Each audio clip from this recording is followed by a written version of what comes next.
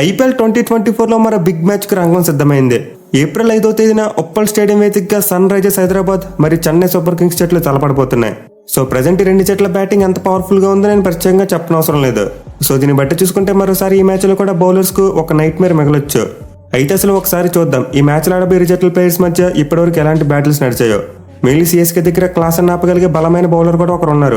So ఆ bowler ఎవరు, అతనికి క్లాస్ మీద ఎలాంటి రికార్డు ఉంది, ఇలాంటి ఇంట్రెస్టింగ్ విషయాలతో ఈ మ్యాచ్ కి సంబంధించిన టాప్ 5 ప్లేయర్ బ్యాటిల్స్ గురించి ఈ వీడియోలో తెలుసుకుందాం. Number 5 Travis Head versus Deepak Chahar.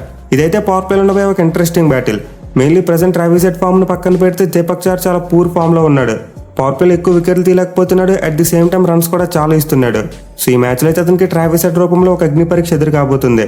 Mainly head చూసుకుంటే పవర్ ప్లేలో అసలు అలాంటి కనికరం లేకుండా చితక్కొడుతున్నాడు. బట్ అయినా ఇప్పటివరకు చూసుకుంటే ఐపీఎల్ వీళ్ళిద్దరి మధ్య పెద్దగా బ్యాటిల్ జరగలేదు, ఒక్కసారి మాత్రమే తలపడ్డారు. అండ్ ఒక్క ఇన్నింగ్స్ లో 4 బాల్స్ వేసిన దీపక్ చహర్ 2 పరుగులు మాత్రమే ఇచ్చాడు, బట్ ట్రావిస్ హెడ్ అవుట్ చేయలేకపోయాడు. సో వీళ్ళిద్దరి మధ్య జరిగిన బ్యాటిల్ యొక్క శాంపుల్ సైజ్ చాలా చిన్నదే.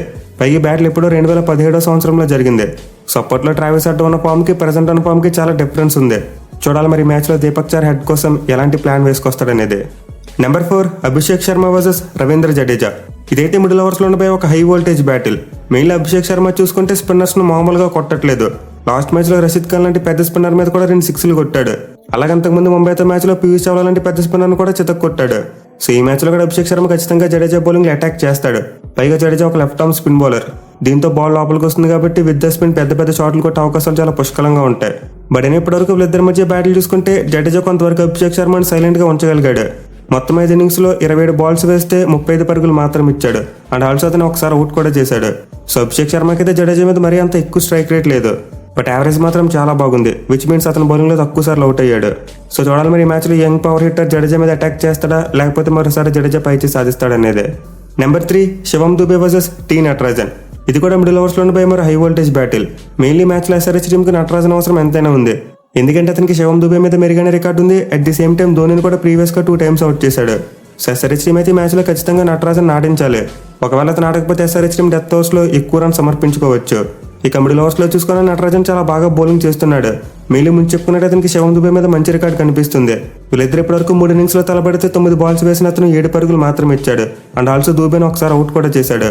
సో శివం దుబే లాంటి ఒక పవర్ హిట్టర్ ను ఒక లెఫ్ట్ ఆర్మ్ పేస్ బౌలర్ ఇంత క్వైట్ గా ఉంచడం అంటే మామూలు విషయం కాదు. చూడాలి మరి ఈ మ్యాచ్ లోనే శివం దుబే నటరాజన్ మీద పైచి సాధిస్తాడా, లేకపోతే మరోసారి నట్టుయే డామినేట్ చేస్తాడనేదే. Number 2 Ajinkya Rahane versus Pat Cummins. ఇది కూడా చాలా వరకు మిడిల్ ఓవర్స్ లో ఉండబోయే బ్యాటిల్. మెయిన్లీ ప్రెసెంట్ ఇద్దరు ఆటగాళ్లు తమ రెస్పెక్టివ్ టీమ్స్ తరపున చాలా మంచి ఫామ్ లో ఉన్నారు. రహానే బ్యాట్ తొదరగొడుతుంటే Pat Cummins with the ball అద్భుతంగా పెర్ఫామ్ చేస్తున్నాడు. ఎస్ఆర్హెచ్ కెప్టెన్ అయితే రహానేని ఎంత త్వరగా అవుట్ చేస్తే అంత బెటర్. పర్టికులర్ గా రహానే క్రీజ్ లో సెట్ అయితే చాలా ఎక్స్ప్లోజివ్ బ్యాటింగ్ చేసి లాంగ్ ఇన్నింగ్స్ ఆడుతూ ఉంటాడు. సో ఇప్పటివరకు అయితే ఐపీఎల్ వీళ్ళిద్దరూ మొత్తం 2 ఇన్నింగ్స్ లో తలపడ్డారు. అండ్ 2 ఇన్నింగ్స్ లో 3 బాల్స్ వేసిన ప్యాట్ కమిన్స్ 2 పరుగులు మాత్రమే ఇచ్చి రహానేని ఒకసారి అవుట్ కూడా చేశాడు. సో ప్రీవియస్ గా ప్యాట్ కమిన్స్ రహానేని ఒకసారి అవుట్ చేశాడు కాబట్టి ఖచ్చితంగా అడ్వాంటేజ్ తీసుకోవాలని చూస్తాడు. అతని మీద అటాక్ చేసే ప్రయత్నం చేస్తాడు. చూడాలి మరి రహానే దాన్ని ఎలా తిప్పి కొడతాడనేది. Number 1 Heinrich Klaasen versus Matheesha Pathirana. ఇదైతే మ్యాచ్ ను డిసైడ్ చేయబోయే బ్యాటిల్. ఈవెన్ లాస్ట్ మ్యాచ్ లో కూడా చూసాం, జీటీ టీం క్లాసెన్ త్వరగా అవుట్ చేయడం వల్ల ఆ టీం భారీ స్కోర్ చేయలేకపోయింది.